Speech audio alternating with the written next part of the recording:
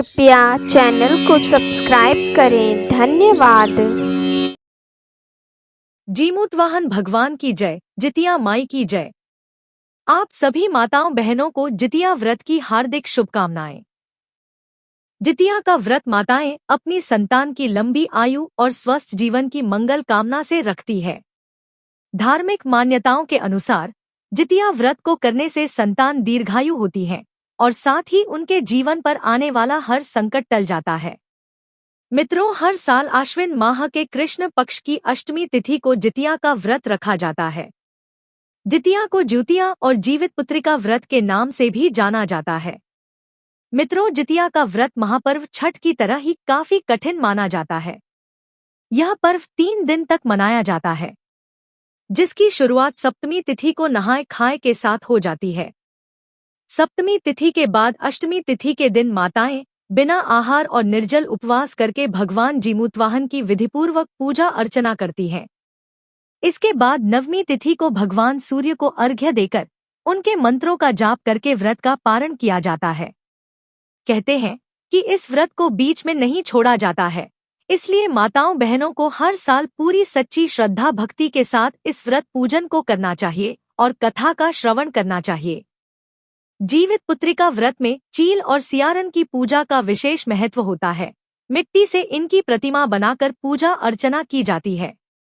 जितिया व्रत में इनकी कथा भी कही और सुनी जाती है। तो मित्रों, जितिया माँ के चरणों का ध्यान करते हुए सुनते हैं जीवित पुत्रिका व्रत की संपूर्ण और पावन कथा। प्राचीन समय की बात है। हिमालय पर्वत पर नर्मदा नदी के पास कंचनवटी नामक एक गांव था। गांव के पास ही पश्चिम दिशा में एक भूमि मौजूद थी, जिसे बालू हटा कहा जाता था। वहां उस स्थान पर एक विशाल पाकड़ का पेड़ मौजूद था। उस पाकड़ के पेड़ पर एक चील रहती थी और उसी पेड़ के पास झाड़ी में एक सियारिन भी रहा करती थी। चील और सियारिन एक दूसरे की पक्की सहेलियां थी। चील शिकार करके जो कुछ भी खाने को लेकर आती, उसमें से सियारिन के लिए एक हिस्सा जरूर रखती थी। सियारिन भी इसी प्रकार से चील का ध्यान रखती थी। एक समय की बात है, दोनों सहेलियां जंगल में घूम रही थी। घूमते घूमते उन्होंने देखा कि जंगल में कुछ महिलाएं कोई विशेष व्रत पूजन कर रही थी। जब चील और सियारिन ने उन महिलाओं से पूछा कि आप सभी यह कौन सा पूजन कर रही हो और इस व्रत को करने से क्या लाभ प्राप्त होता है, चील और सियारिन के बात सुनकर उन महिलाओं ने बताया कि हम अपने पुत्र और अपने संतान की लंबी आयु के लिए और उनके अच्छे स्वास्थ्य के लिए जितिया व्रत कर रही है। इस व्रत को करने से निसंतान माताओं को संतान की प्राप्ति होती है और अगर आपको संतान है तो उसके जीवन की सभी दुख और कष्ट दूर हो जाते हैं। जब चील और सियारिन ने यह सुना तो सोचा कि हम भी अपने बच्चों के अच्छे स्वास्थ्य और उनकी लंबी आयु के लिए यह व्रत जरूर करेंगे। उन दोनों ने जितिया व्रत करने का संकल्प लिया और भगवान श्री जीमूतवाहन की पूजा और व्रत करने का प्रण ले लिया। इसी प्रकार से समय बीता और अगले साल वह समय आया, वह दिन आया जब जितिया का व्रत करना था। दुर्भाग्यवश जिस दिन चील और सियारन को जितिया का व्रत रखना था, उसी दिन शहर के एक बड़े व्यापारी की मृत्यु हो गई। जैसे ही व्यापारी का दाह संस्कार किया गया, वैसे ही उसके दाह संस्कार की खुशबू से सियारन को भूख प्यास लगने लगी, क्योंकि सियारन को मुर्दे का मांस खाने की आदत थी। मुर्दे का मांस उसे बहुत ही स्वादिष्ट लगता था। जब सियारन ने व्यापारी का मांस देखा तो वह खुद को रोक न सकी और वहां सियारन चील से छिपकर मांस का सेवन करने लगी। ऐसा करते ही सियारन का जितिया व्रत टूट गया। कुछ इसी प्रकार से चील भी मुर्दे के मांस का भोजन किया करती थी और उससे भी मांस खाना बहुत ही पसंद था। पर क्योंकि चील ने भी जितिया का व्रत रखा था, तो उसने खुद पर संयम रखा और मांस का भोजन नहीं किया। अब तो चील का व्रत पूर्ण हो चुका था। उसने नियम व श्रद्धा पूर्वक अगले दिन व्रत का पारण किया। इसी प्रकार दोनों का समय बीता और अंत में दोनों एक साथ ही मृत्यु को प्राप्त हो गई। जब चील और सियारिन दोनों का अगला जन्म हुआ, तो अगले जन्म में दोनों सहेलियों ने एक ही ब्राह्मण परिवार में पुत्री के रूप में जन्म लिया। उन दोनों के पिता का नाम भास्कर था। इस जन्म में चील बड़ी बहन बनी और सियारन छोटी बहन के रूप में जन्मी। चीन का नाम शीलवती रखा गया। शीलवती की शादी बुद्धसेन के साथ हुई। बुद्धसेन एक आम परिवार का लड़का था और ज्यादा पैसे वाला नहीं था, जबकि सियारन का नाम कपूरावती रखा गया और उसकी शादी उस नगर के राजा मलाई केतु से हुई। राजा से शादी होने के कारण कपूरावती के घर में बहुत सारा धन धान्य था और किसी भी चीज की कोई कमी नहीं थी। कपूरावती को अपने धन धान्य का बहुत ही घमंड था और वह हमेशा ही शीलवती का उसकी गरीबी के कारण अपमान किया करती थी। पर पूर्व जन्म की भांति इस जन्म में भी शीलवती का स्वभाव बहुत ही अच्छा और निर्मल था। वह कभी भी कपूरावती को कुछ भी बुरा भला नहीं कहती थी और उसकी बातों का भी बुरा नहीं मानती थी।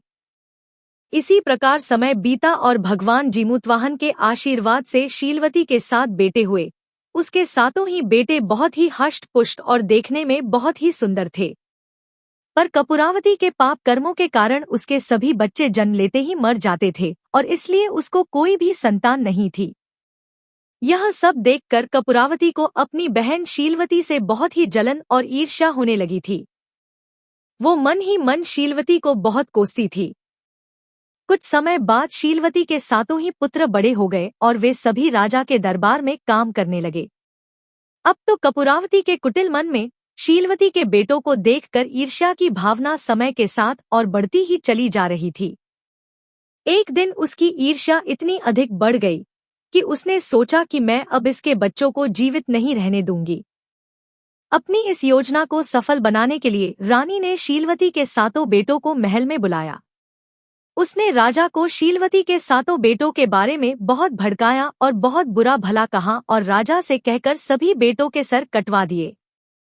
कपूरावती ने शीलवती से बदला लेने के लिए और उसको दुख पहुंचाने के लिए उसके बेटों के कटे हुए सिरों को 7 नए बर्तन मंगवाकर उसमें रख लिया और लाल कपड़े से ढककर शीलवती के पास उसके बेटों के मृत शरीर को भिजवा दिया। सौभाग्य से इस समय जितिया व्रत चल रहा था और शीलवती ने अपने पुत्रों के लिए जितिया व्रत पूरी सच्ची श्रद्धा भक्ति से रखा था।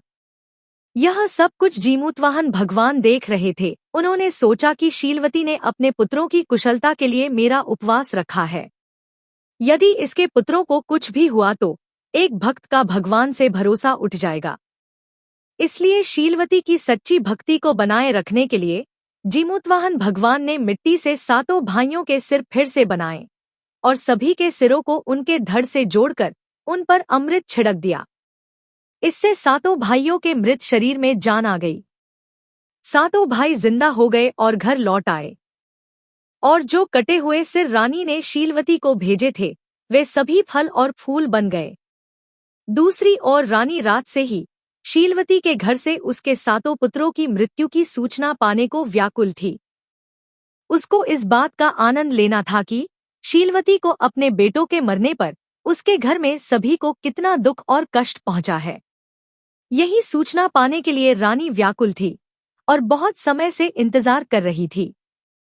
कपूरावती को इंतजार करते करते सुबह हो गई।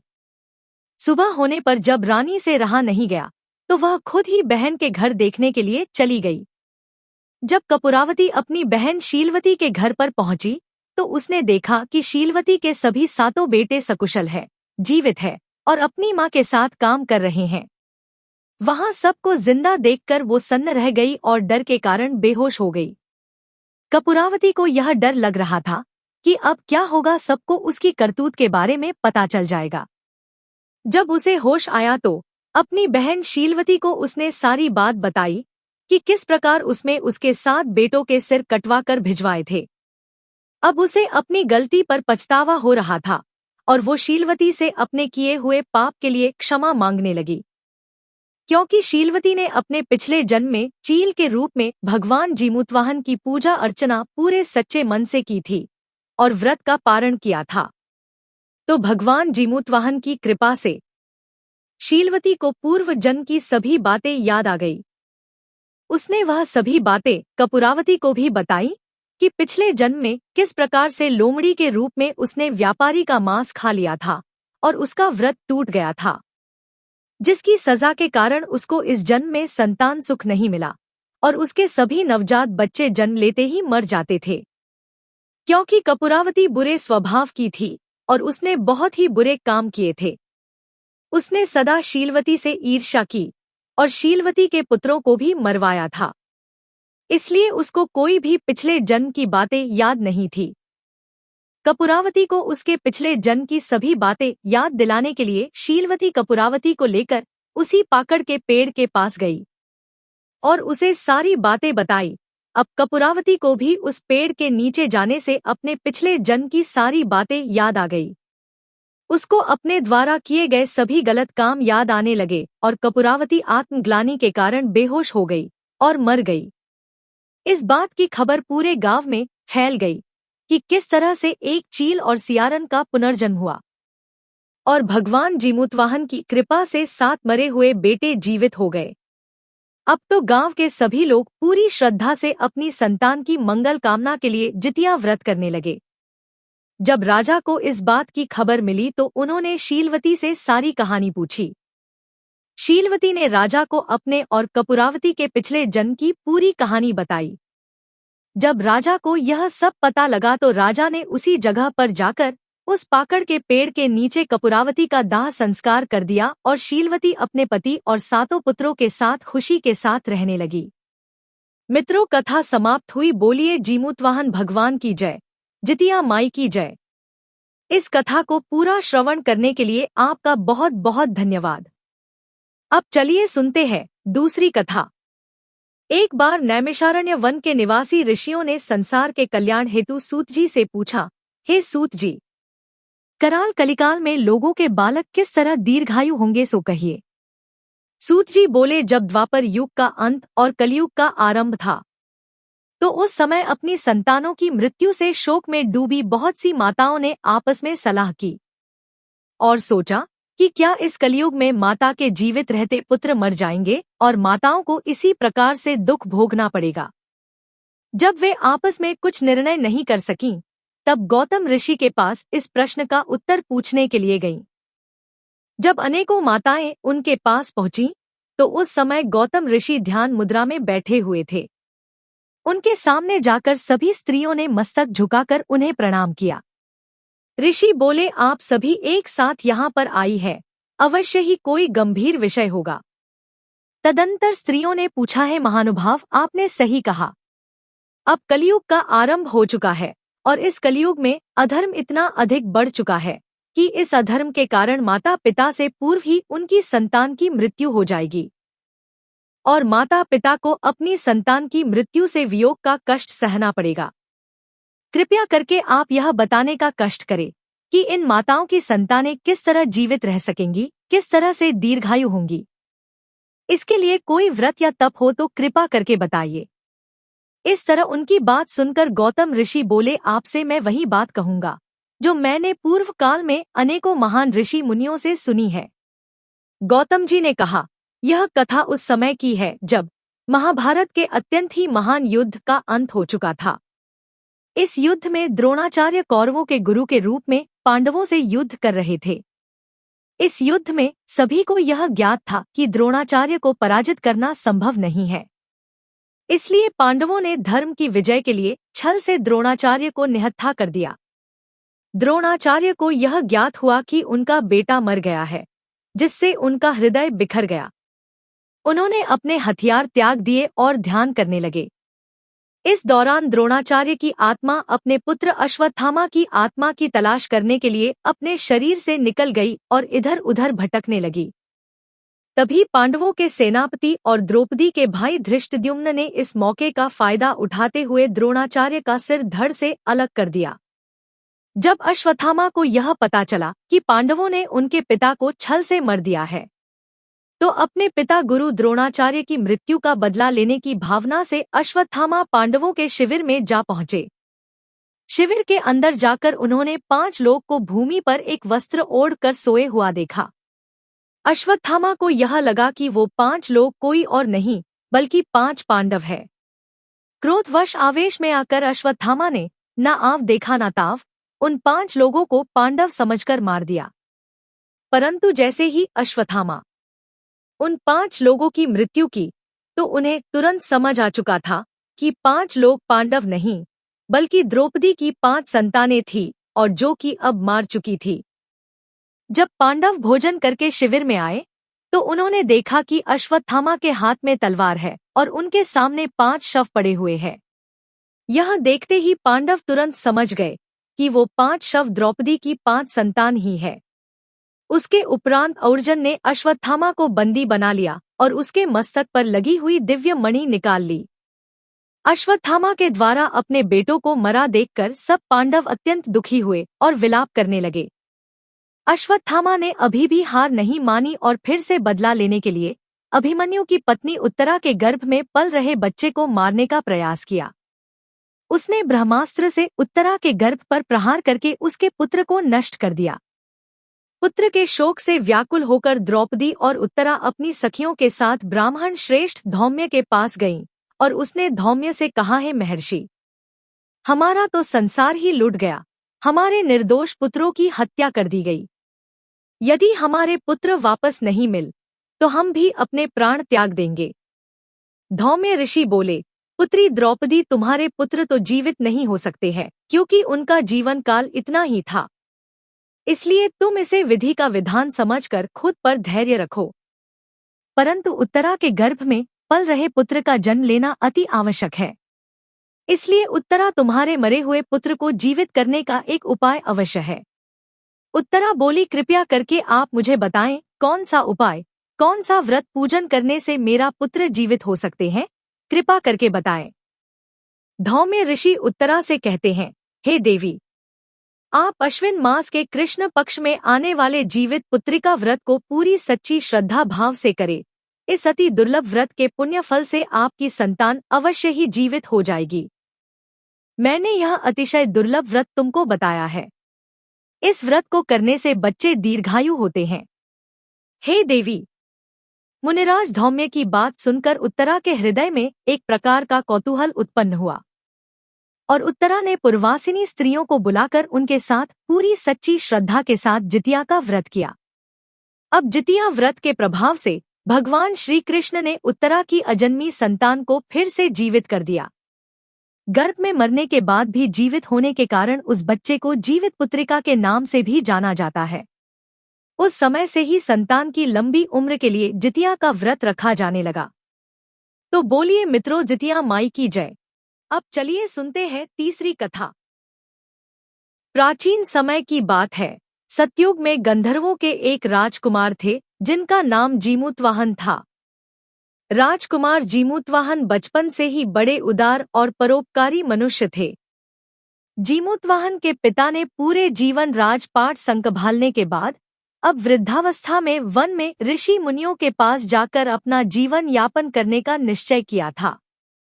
जब जीमूतवाहन के पिता वनप्रस्थ के लिए आश्रम से जाने लगे तो उस समय इनके पिता को जीमूतवाहन राजा बनने के लिए सबसे योग्य लगे, क्योंकि इनमें एक कुशल राजा बनने के सभी गुण थे।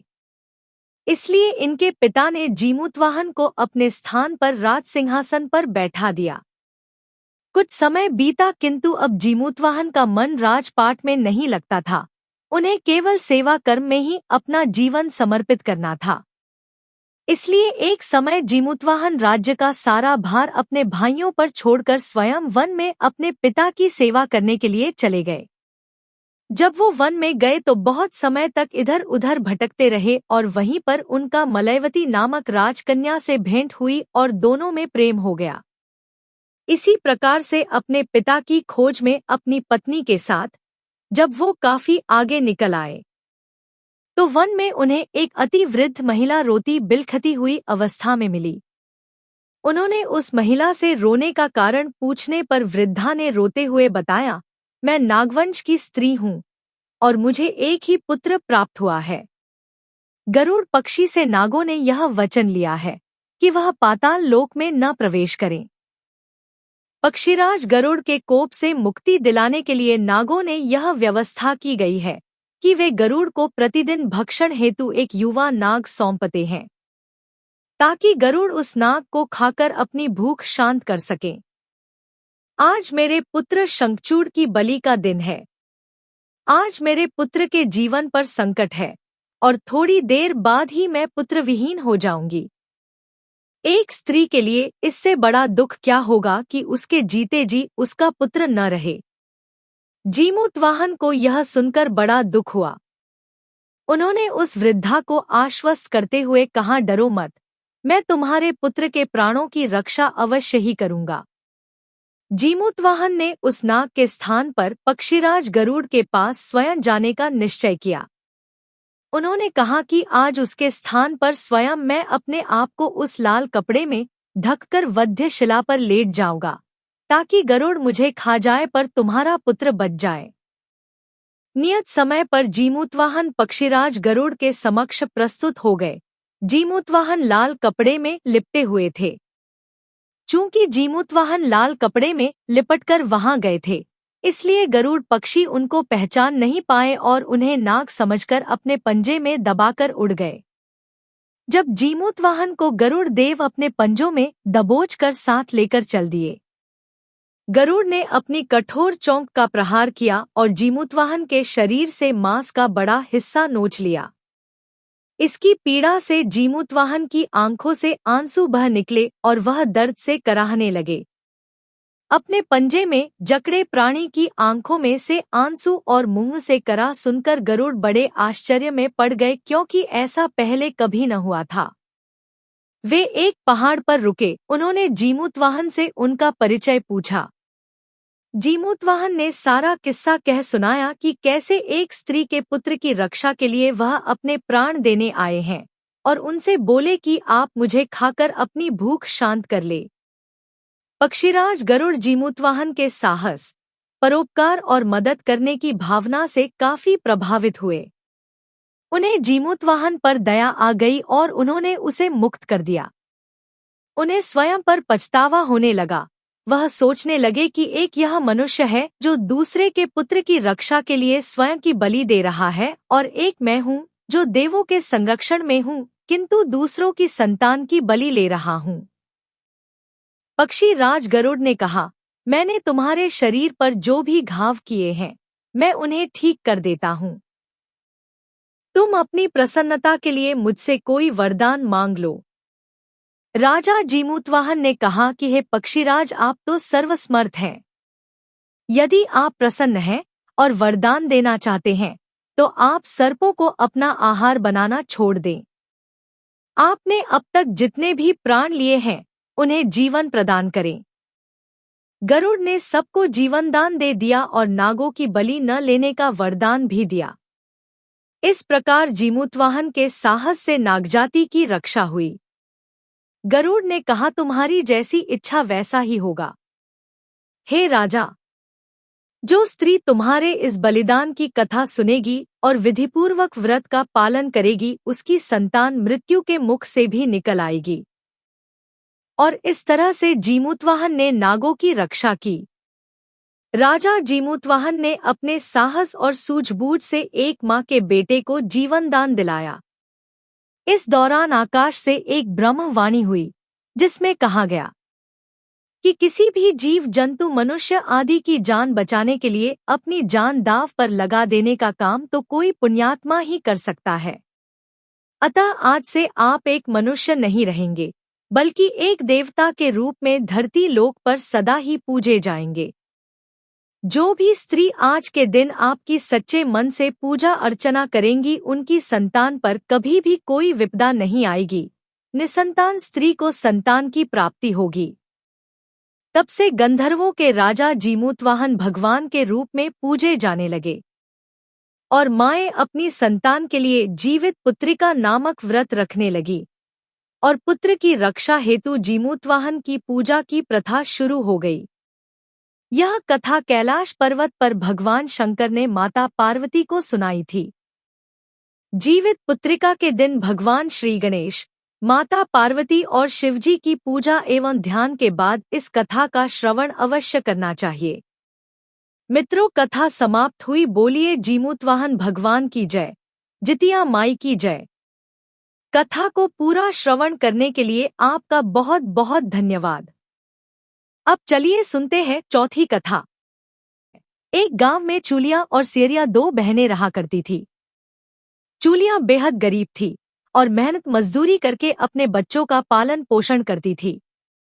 वहीं सियरिया गलत आचरण वाली महिला थी। सियरिया हमेशा मौज किया करती थी और चूलिया से हमेशा जला करती थी। सियरिया यह सोचते रहती थी कि वह गरीब होते हुए भी इतना खुश कैसे रह पाती है। चूलिया की हंसी खुशी सियरिया सहन नहीं कर पाती थी, जिसके कारण उसे सताने का अनेकों अनेक प्रयास किया करती थी। यहाँ तक कि वो कई बार चूलिया के बच्चों को मारने की कोशिश भी कर चुकी थी, किंतु चूलिया के जितिया व्रत और तपस्या के कारण उसका बच्चा सदैव ही सुरक्षित बच जाया करते थे। एक दिन की बात है कि सियरिया चूलिया के बच्चों को लेकर लकड़ी चुनने जंगल जाती है। वहां लकड़ी चुनते चुनते जब बच्चे थक जाते हैं तो बच्चों को वहीं कुछ देर विश्राम करने को कहती है। बच्चे जब सो जाते हैं तो सियरिया उन बच्चों का सिर काट कर एक टोकरी में रखकर वापस घर आ जाती है और चूलिया को वह भेंट करती है और कहती है, दीदी जंगल से नारियल लाई हूँ, बच्चों को खिला देना। चूलिया उस टोकरी से कपड़े हटाकर नहीं देखती और एक किनारे रखकर चली जाती है। चूलिया अपने बच्चों के आने की प्रतीक्षा करती रहती है। शाम से रात हो जाती है किंतु बच्चे वापस नहीं आते। इसके कारण चूलिया बेहद परेशान हो जाती है। पहर दोपहर 4 पहर बीतने के बाद भी जब बच्चे घर नहीं आते तो एक माँ की दिल की पीड़ा चीख पुकार और रोने में तब्दील हो जाती है। सारा गांव गहन निंद्रा में सो रहा है किंतु चूलिया बड़े ही करुण स्वर में जोर जोर से रो रही थी। उस दिन शंकर पार्वती पृथ्वी पर भ्रमण के लिए निकले थे। इस करुण स्वर को सुनकर पार्वती से रहा नहीं गया। उन्होंने महादेव से कहा, हे प्रभु, कोई दुखियारी रो रही है और उसके रोने में एक करुण स्वर छुपा है, मुझसे बर्दाश्त नहीं हो रहा है, हमें चलकर देखना चाहिए। महादेव ने कहा, है पार्वती, यह मृत्यु लोक है, यहाँ यह सब साधारण सी बात है। यहाँ यह मोहमाया लगा रहता है, किंतु पार्वती जी हट पर रहती है और महादेव को पार्वती के हट के सामने झुकते हैं और चूलिया के पास पहुंच उसके पीड़ा का कारण जानते हैं। चूलिया से उसके रोने का कारण पूछा तो चूलिया ने पूरी घटना को विस्तार से बता दिया। अभी तक मेरे बच्चे घर नहीं लौट कर आए हैं। शंकर जी ने ध्यान लगाया तो उन्होंने चूलिया के बच्चों को जंगल में मृत्यु के सैया पर लेटा हुआ पाया। शंकर जी ने पार्वती जी के अनुरोध पर उन बच्चों को पुनः जीवित करके चूलिया के ममता की रक्षा की। शिवजी की कृपा से बच्चे नींद से उठे। उन्होंने वहां मौसी को ढूंढा किंतु मौसी वहां नहीं थी। बच्चे घबराते हुए घर आए और मौसी के सारे घटनाक्रम को मां के सामने व्यक्त किया। चूलिया उसी समय जाकर सियारिया से लड़ने लगी। क्यों री चूलिया, तुम मेरे बच्चे को जंगल क्यों ले गई और इस प्रकार बच्चों को अकेला छोड़ आई? अब दोनों बहनों में लड़ाई शुरू हो गई। यह लड़ाई 7 दिन 7 रात तक चलती रही किंतु लड़ाई का कोई हल नहीं निकला। गांव वालों ने जंगल में तपस्वी के पास इसका निर्णय करने के लिए भेजा। दोनों उस तपस्वी के पास पहुंचे। तपस्वी ने दोनों की घटना को सुना और आदेश दिया कि तुम दोनों पास खेल रहे बच्चों के बाल को पकड़कर घसीटते मेरे पास जल्दी लेकर आओ, मैं इसका निर्णय करूंगा। चूलिया एक माँ थी, वह बच्चे की पीड़ा जानती थी। उसने महात्मा के वचनों का पालन नहीं किया। वहीं सियारिया दौड़ती हुई जाती है और खेलते हुए बच्चे का बाल खींच कर ले आती है। इस पर तपस्वी ने सियरिया को श्राप दिया कि तू इसी प्रकार जलती रहेगी और सदैव दुख भोगती रहेगी। जो महिला एक बच्चे की पीड़ा और एक माँ की ममता को नहीं जानती, वह इस पृथ्वी पर दुख भोगने के अलावा कुछ नहीं कर सकती। कथा समाप्त हुई। बोलिए मित्रों, ओम नमः शिवाय, हर हर महादेव। प्राचीन काल की बात है। एक गांव में 2 बहनें रहा करती थी। एक का नाम था सुखिया और दूसरी का नाम था दुखिया। दोनों का भाग्य उनके नाम जैसा ही था। दुखिया गरीब थी और बहुत दुखी रहती थी। उसके परिवार के पास एक समय का भोजन तक नहीं हो पाता था। सुखिया अमीर थी, बहुत धन दौलत वाली थी और हमेशा सुखी रहती थी। सुखिया और दुखिया दोनों बहनों की शादी एक ही गांव में हुई थी और एक ही मोहल्ले में रहा करती थी। सुखिया के पति का व्यापार अच्छा चलता था और वह बहुत ही धनी था और दुखिया के पति का काम अच्छा नहीं चलने के कारण वह निर्धन थे। सुखिया को अपने पति के धनी होने के कारण धन का बहुत अभिमान था, किंतु दुखिया बड़ी सरल और सहज स्वभाव की थी। निर्धन होने के कारण भी वह कभी भी भगवान से इस बात के लिए शिकायत नहीं करती थी। सुखिया को 2 पुत्र थे और दुखिया को भी 2 पुत्र थे। इसी प्रकार से समय बीता और दुखिया के पति का कामकाज अब और भी मंद हो चुका था। अपने कामकाज की चिंता में दुखिया का पति अब निरंतर बीमार रहने लगा था। पति की कमाई बंद होने के कारण दुखिया का घर सही से नहीं चल पा रहा था। इसलिए दुखिया ने बाहर काम पर जाने का निश्चय किया। दुखिया यह सब सोच ही रही थी कि तभी उसे पता चला कि उसकी बहन सुखिया को किसी कामवाली की आवश्यकता है। इसलिए दुखिया ने सोचा कि ऐसा करने से घर की इज्जत भी नहीं जाएगी और मुझे काम भी मिल जाएगा। ऐसा सोचकर वो सुखिया के घर गई और उससे काम मांगने लगी। सुखिया ने सोचा कि उसे दुखिया को नीचा दिखाने के लिए यह एक अच्छा अवसर है और इसलिए उसने दुखिया को काम पर रख लिया। दुखिया अपनी बहन सुखिया के घर में दिन भर काम करती, कपड़े धोती, खाना बनाती, बर्तन साफ करती और घर के अन्य सभी काम काज किया करती थी। और इसके बदले में उसकी बहन सुखिया उसे फटे पुराने कपड़े, घर का बचा खुचा भोजन और महीने के कुछ पैसे दे दिया करती थी।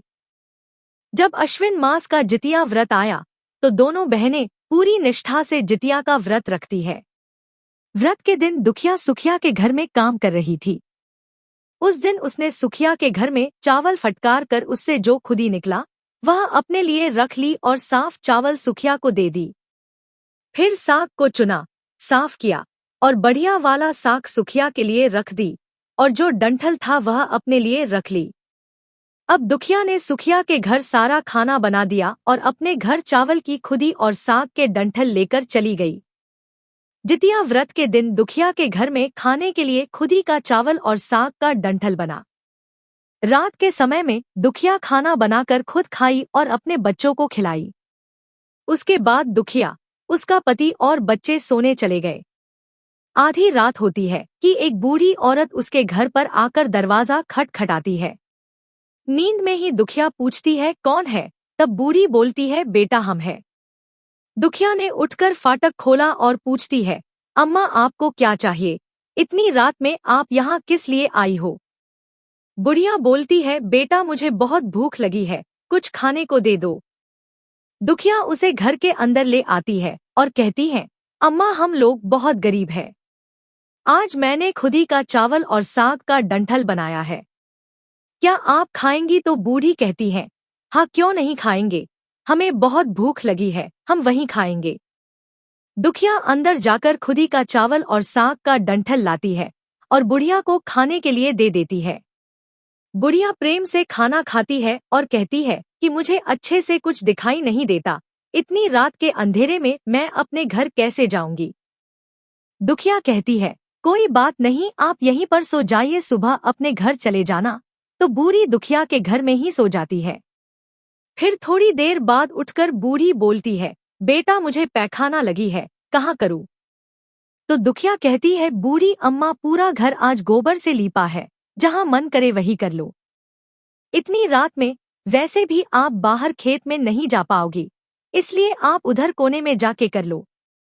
बूढ़ी पूछती है कि बेटा भर भर करें या झरझर करें? दुखिया नींद में थी तो वह कहती है, माताजी भर भर कर दो, मैं सुबह साफ कर दूंगी। फिर थोड़ी देर बाद बूढ़ी पूछती है कि बेटा मैं अपने हाथ कहाँ साफ करूँ? तो दुखिया कहती है, अम्मा आज ही बाल धोए हैं, आप मेरे सर में अपने हाथ को साफ कर लीजिए। और यह सब कहकर वह बुढ़िया वहां से गायब हो जाती है। जब अगले दिन सुबह होती है तो दुखिया को यह सब सपने के जैसे लगता है कि सोते समय मुझे कोई सपना आया होगा। वह ज्यादा कुछ नहीं सोचती और नदी में नहाने के लिए चली जाती है। जब वह नदी में नहाती है और अपने बाल धोती है तो उसके बालों से होते हुए जो पानी बहता है वह सोने का पानी होता है। आसपास की सभी महिलाएं यह देखकर चकित हो जाती है और कहती है कि तुम्हारे बालों से तो सोने का पानी गिर रहा है। फिर उसे रात की सारी बात याद आ जाती है।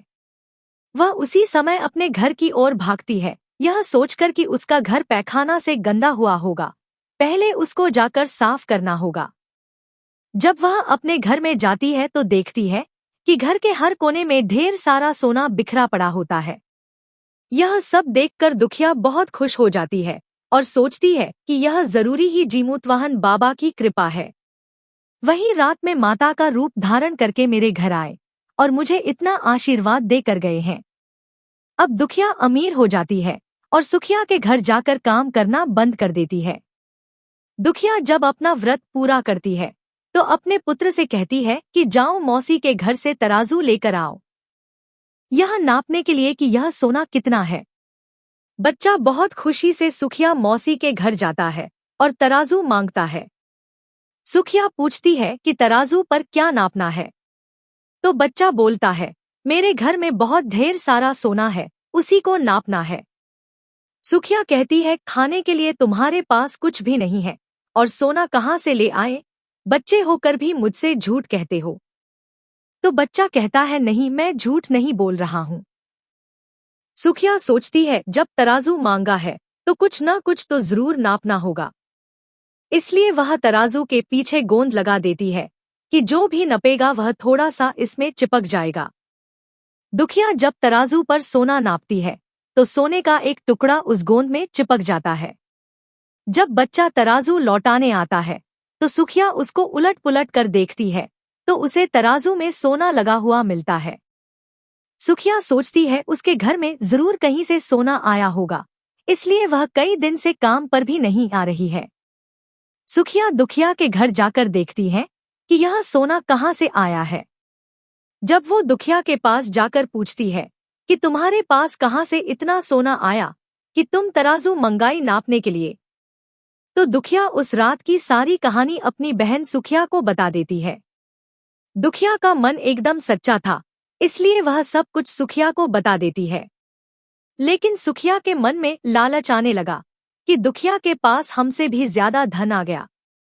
अब अगले जितिया व्रत में मैं भी खुदी का चावल और साग के डंठल बनाऊंगी। फिर से अगले साल जितिया का व्रत आया और दोनों बहनों ने जितिया व्रत रखा। सुखिया के पास हर तरह का सुख और धन था, फिर भी वह धन के लालच में जितिया के दिन चावल फटक कर साफ चावल फेंक देती है और खुदी अपने पास रख लेती है। इसी प्रकार से साग को तोड़कर पत्तियां फेंक दी और डंठल अपने पास रख ली और कहती है कि आज मैं भी यही बनाऊंगी और अपने बच्चों को भी खिलाऊंगी। उसके बच्चे और खुद जबरदस्ती खा पीकर पूजा पाठ करके सोने चली जाती है। फिर आधी रात में उसके घर में भी बुढ़िया आती है और दरवाजा खटखटाती है।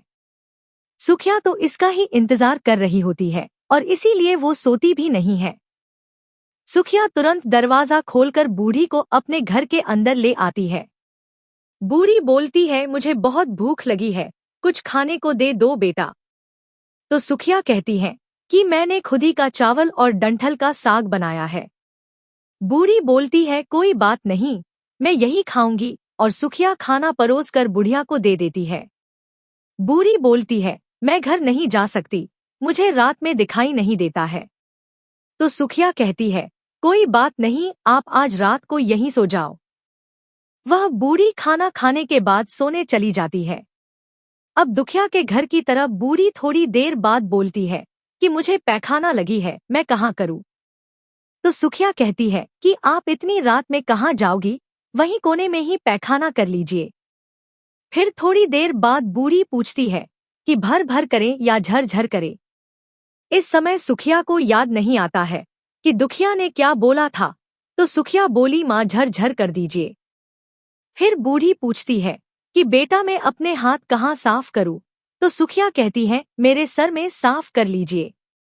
बूढ़ी अपना हाथ सुखिया के सर में साफ कर लेती है और वहां से गायब हो जाती है। जब सुखिया सुबह उठती है तो उसका पूरा घर गंदगी से भरा पड़ा होता है। उसका सारा धन दौलत सब खत्म हो जाता है और उसके बालों में भी बहुत गंदगी लगी होती है। यह सब देखकर सुखिया बहुत दुखी हो जाती है और उसे सुखिया बहुत गुस्सा आता है। वह अपनी बहन दुखिया को बुलाती है और उसको गुस्सा करती है कि तुमने हमसे झूठ क्यों कहा, तुमने मेरा पूरा घर गंदा करवा दिया है।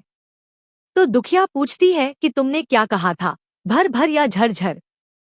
तो सुखिया कहती है कि मैं तो झरझर बोली थी।